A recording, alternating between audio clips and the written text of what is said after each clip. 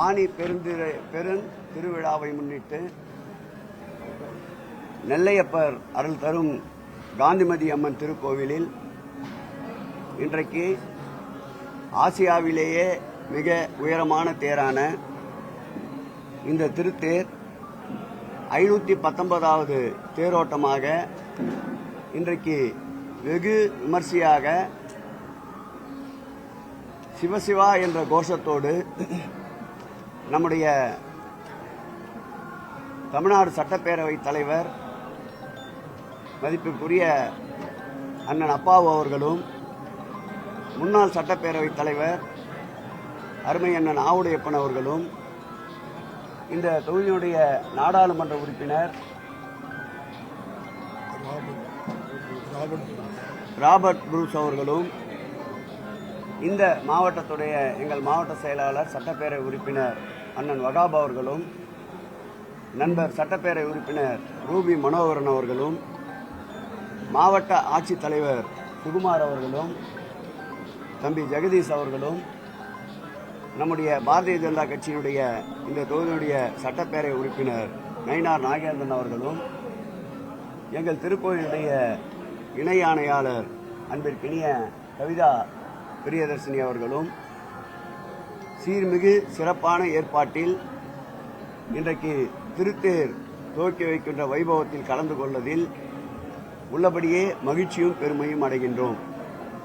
கடந்த ஆண்டு ஏற்பட்ட சிறு சிறு பிரச்சனைகளை முழுமையாக இந்த ஆண்டு களைந்து சுவாமி தேருக்குண்டான அனைத்து தேர்களையும் மரமாத்து பணிகள் ஏற்படுத்தப்பட்டு புதிதாக 59 லட்சம் ரூபாய் செலவில் சண்டிகேஸ்வரர் தேர் புதிதாக செய்யப்பட்டு அதேபோல் புதிதாக சுவாமி தேரில் இருக்கின்ற அனைத்து சிற்பங்களையும் புனரமைக்கப்பட்டு கடந்த ஆண்டு தேர்வடம் உறுதியில்லா தன்மையை அறிந்து இந்த ஆண்டு தேர்வடத்திற்காகவே சுமார் 6 லட்சம் ரூபாய் செலவில் புதிய தேர்வடத்தை ஏற்படுத்தி தந்து 43 லட்சம் ரூபாய் செலவில் சுவாமி தேர், விநாயகர் தேர், சுப்பிரமணிய தேர், சண்டிகேஸ்வரர் தேருக்கு புதிதாக மரகுதிரை, மரபிரம்மா, அம்பாள் தேருக்கு மரத்தினாலான பிரம்மா மற்றும்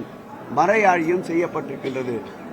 அந்த வகையிலே இன்றைக்கு வீதி உலா வருகின்ற அனைத்து தேர்களும் புதுப்பிக்கப்பட்டு சிறந்த முறையிலே இந்த தேரோட்டம் நடைபெறுவதற்கு மாவட்ட ஆட்சித்தலைவர், மாவட்டத்துடைய மாநகராட்சி ஆணையாளர் அனைத்து சாலைகளையும் செப்பனிட்டு தேர் உலா வருகின்ற பகுதியில் உயரத்திலே மின்கம்பிகள் எதுவும் தடைபடாமல் இருப்பதற்கும் போதிய பாதுகாப்புகளை ஏற்படுத்தி சிறப்பானதொரு ஏற்பாட்டை நல்கியிருக்கின்றார்கள்.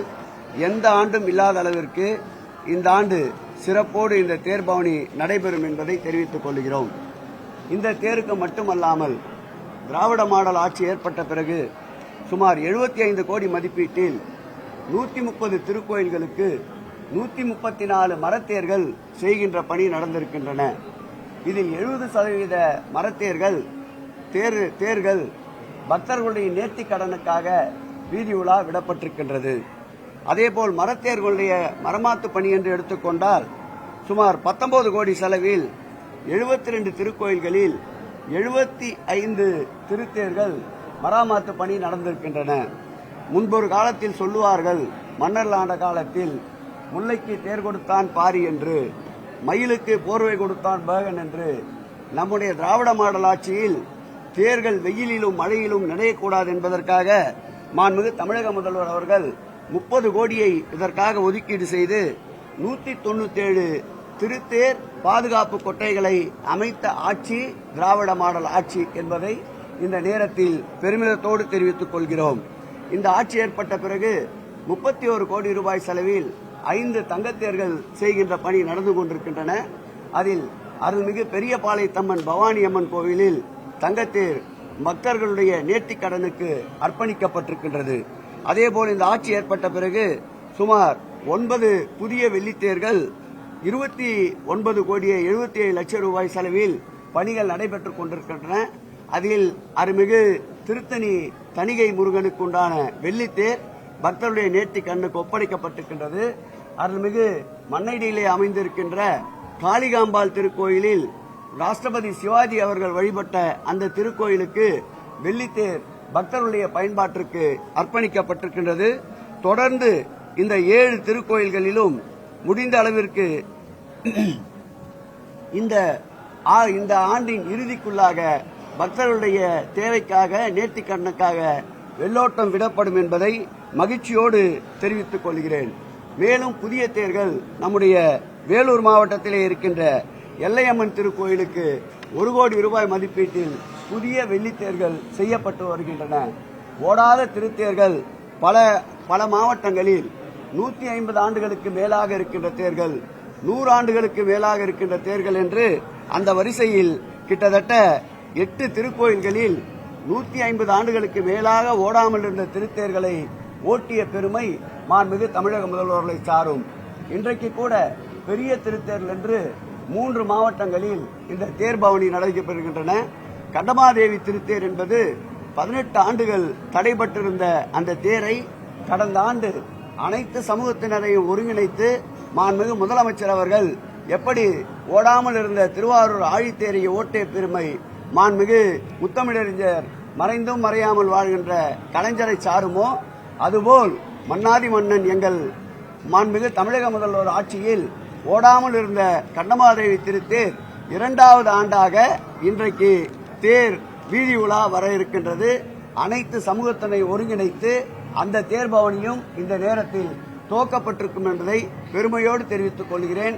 ஓடாமல் இருந்த தங்கத்தேர் சமயபுரம், நம்முடைய வடபழனி ஆண்டவர், ராமேஸ்வரம் போன்ற இடங்களில் 10 ஆண்டுகளுக்கு மேலாக ஓடாமல் இருந்த தங்கத்தேரை ஓட்டிய பெருமை இந்த ஆட்சியை சாரும் என்பதை மீண்டும் மகிழ்ச்சியோடு தெரிவித்துக் கொள்கிறேன்.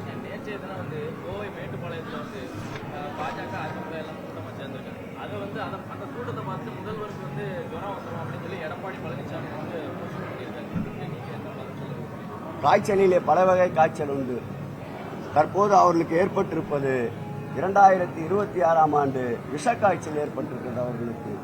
நேற்றைய தினம் திருச்செந்தூர் அருள்மிகு நப்பன் சுப்பிரமணிய சாமி திருக்கோயிலில் நடைபெற்ற வைபவத்தை பார்த்த பிறகு இனி தமிழகத்தில் மீண்டும் மலரப்போவது மாண்புமிகு தமிழக முதல்வர் எங்கள் உயிரின தலைவர் தளபதி அவர்களுடைய ஆட்சிதான் என்பதை மக்கள் கட்டியம் கூறியிருக்கின்றார்கள். எத்தனை அணிகள் ஒன்று சேர்ந்து வந்தாலும் ஏற்கனவே அவர் இடியை வைத்திருக்கிறார், துணைக்கு சிபிஐ வைத்திருக்கிறார்கள், ஐடிஐ வைத்திருக்கிறார்கள். எத்தனை அதிகார துஷ்பிரயோகங்கள் ஒன்று சேர்ந்து வந்தாலும் மாண்புமிகு தமிழக முதல்வர் தலைமையில் அமைந்திருக்கின்ற வலுவான ஜனநாயக முற்போக்கு கூட்டணியை வீழ்த்துகின்ற சக்தி எந்த சக்திக்கும் யாருக்கும் தமிழகத்திலே ஆற்றல் இல்லை என்பதை தெரிவித்துக் கொள்கிறேன். கோயில் நல்ல விஷயம், 1-2 பாயிண்ட் இருந்தீங்கன்னா நல்லா இருக்கும். இது டைவர்ட் ஆயிட்டு நீங்க இன்னைக்கு என்ன போடுவீங்கன்னா விஷக்காய்ச்சல் ஏற்பட்டிருக்குது கூட்டணிக்கு தான் போடுவீங்க, இதை விட்டுருவீங்க. சிறப்பான தேர்.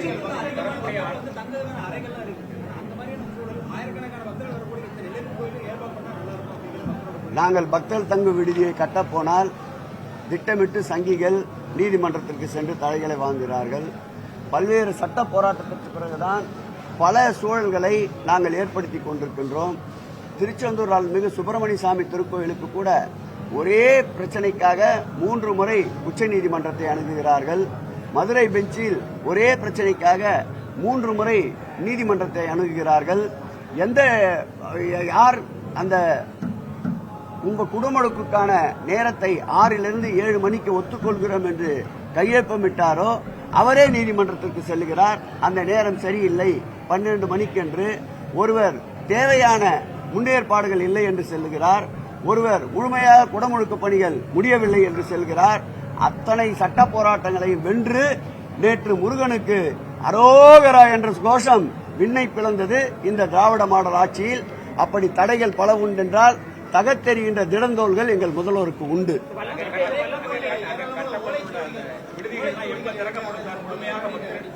யாரோ ஒருத்தரா கேட்டா சொல்லலாம், சொல்லுமா.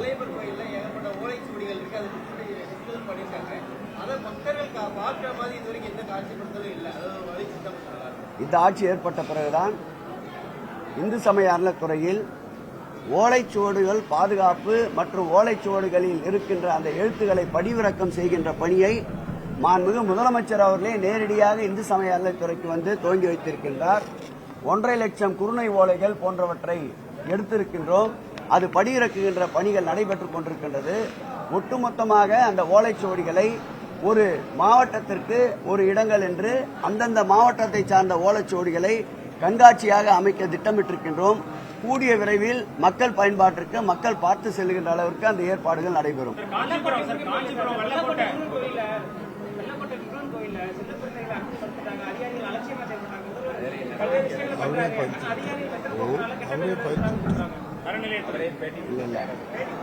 பேட்டி கொடுத்தார். அதற்கு பிறகு அவரே அதை பதில் சொல்லி இருக்கின்றார்.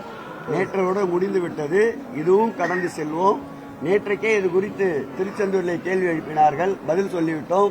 ஏதாவது கிடைக்காதா என்பவர்களுக்கு கிடைத்த பொருளை வைத்து முடிந்துவிட்டது. அடுத்த பிரச்சனைக்கு போவோம். அப்படி ஏதாவது நடந்திருந்தால் அந்த அதிகாரிகள் மீது என்ன உரிய நடவடிக்கை அது எடுக்கப்படும். அடுத்த பிரச்சனைக்கு போங்க. ஓகே, உட்காருங்க. இது எல்லோருக்கும் எல்லாம் என்ற அரசு. இன்றைய தினம் தேரோட்டத்தை பார்த்திருப்பீர்கள். இந்து என்ற வகையிலே நான் இந்த தேரோட்டத்தில் வடம் பிடித்திருக்கின்றேன். அண்ணன் கிறித்தோர் என்ற வகையிலே எங்கள் அண்ணன் அப்பாவு அவர்கள் இந்த திருத்தேருக்கு வடம் பிடித்திருக்கின்றார். இஸ்லாமியர் என்ற வகையிலே அண்ணன் வகாப் அவர்கள் இந்த திருத்தேருக்கு வடம் பிடித்திருக்கின்றார். இதைவிட ஒரு தெய்வீகமான காட்சி எந்த மாநிலத்திலும் இருக்காது. இதற்கு உண்டான ஒரு நல்ல சூழலை உருவாக்கி தந்திருக்கின்ற திராவிட மாடல் ஆட்சியுடைய நாயகன் எங்கள் உயிரினும் மேலான தமிழக முதல்வர் மீண்டும் ஆட்சிக்கு வந்தால்தான் இப்படிப்பட்ட மகிழ்ச்சிகள் இருக்கும் என்பதால் என் அப்பன் நெல்லையப்பரும் அதற்கு உடன்படுவார் என்ற நம்பிக்கையோடு மகிழ்ச்சியோடு இந்த ஒற்றுமை தொடர வேண்டும் என்றால் தமிழக முதல்வர் மீண்டும் இரண்டாவது முறையாக ஆட்சி அமைப்பார்.